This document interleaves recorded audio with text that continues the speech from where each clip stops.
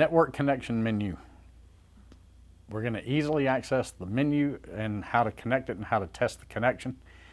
First thing you want to access is the customer's menu. This is an easy access bar and network connections stating that it's not connected. This will take us directly to that part of the menu, depending on whether you have a wired or wireless connection. Most customers use a wireless. If you're using a wireless connection, click there and select your network that you're wanting to connect to. We're going to select one, and it's going to ask you for the password.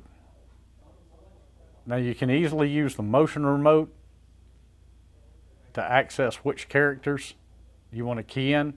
If you have a lot of capitalized characters, you can double click on the shift key and it will stay all caps as you enter your password.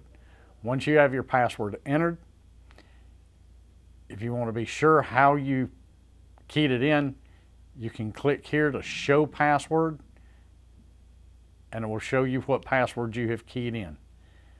Once you've keyed in the correct password, and you click connect. Once it establishes the connection, you'll have a check mark here.